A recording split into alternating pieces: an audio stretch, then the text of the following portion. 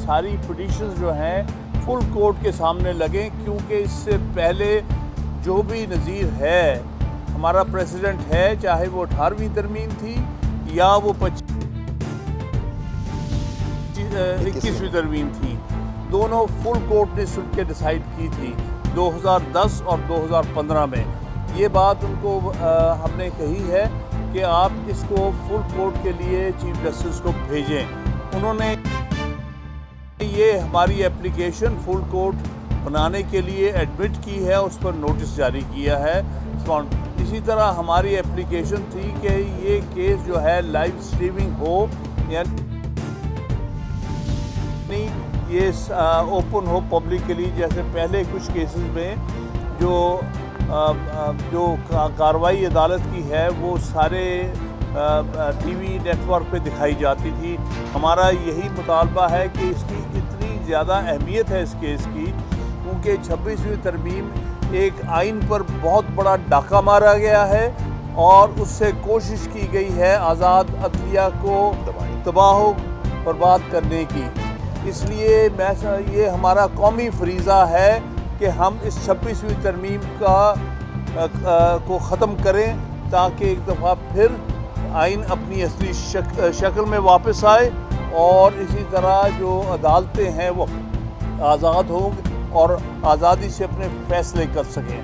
तो इसलिए ये केस में एडमिशन हो गई है।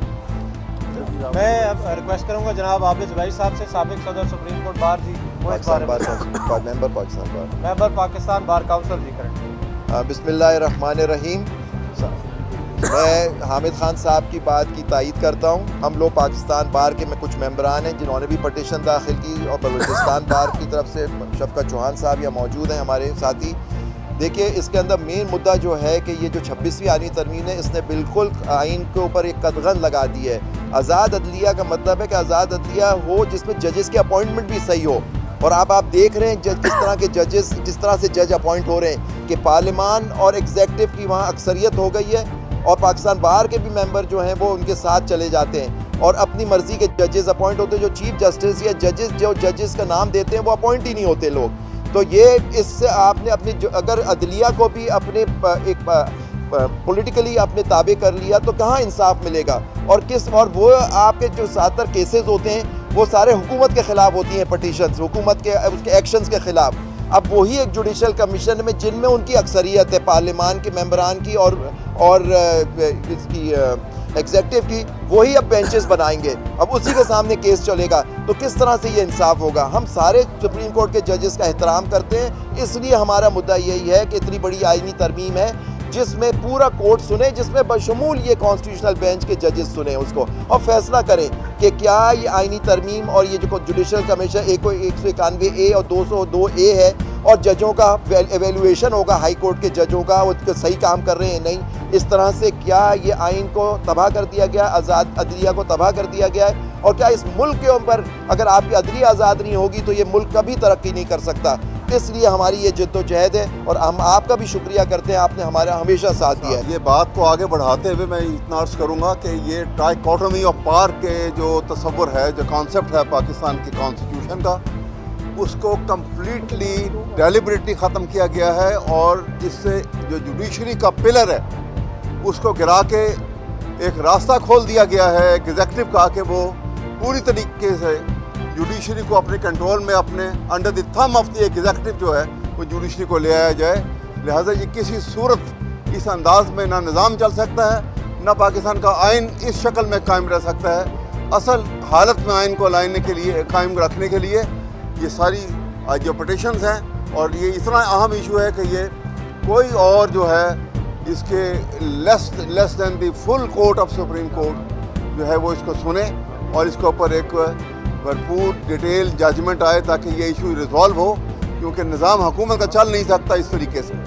सबसे पहली बात तो ये है कि आईन पाकिस्तान की प्रीएम्बल में अदलिया की आज़ादी को तहफ़्फ़ुज़ दिया गया है, और मेरा ख्याल है कि आज जस्टिस मंसूर अली शाह साहब को हमें सैल्यूट पेश करना चाहिए। ये इज़्ज़त कोई चीफ़ जस्टिस बनने से नहीं मिल जाती, ये इज़्ज़त होती है कि आईन की बालादस्ती और कानून की हुक्मरानी के साथ खड़े होना। आज उनके पास जो पटिशन लगी थी انہوں نے ٹھیک کہا ہے کہ ایک ایگزیکٹو آرڈر کیا جوڈیشل آرڈر کو سیٹسفائڈ کر سکتا ہے، اور 26 امینڈمنٹ میں جس طریقے سے عدلیہ کی آزادی کو انڈرمائن کیا گیا تھا، یہ اس کے بارے میں ایک کنسٹیٹیوشنل پٹیشن کے کویسچن کے بارے میں ڈسکس ہو رہا تھا۔ تو آج کے آرڈر سے فل کورٹ بنانا اور اس کو دیکھنا فل کورٹ کے ذمہ کر دیا ہے، اور اس کا جو آرڈر تھا جو نذر عباس کے خلاف، اس کو ودرا کرنا بالکل ٹھیک ہے۔ اب فل کورٹ دیکھے گی کہ جو ایک کمیٹی بنائے گی، کیا ایگزیکٹو کمیٹی جوڈیشل آرڈر کو سیٹسفائڈ کر سکتی ہے۔ اس پہ ایپیکس کورٹ کی ججمنٹس آلریڈی موجود ہیں کہ ایگزیکٹو آرڈر کے ذریعے جوڈیشل آرڈر کو سیٹسفائڈ نہیں کیا جا سکتا۔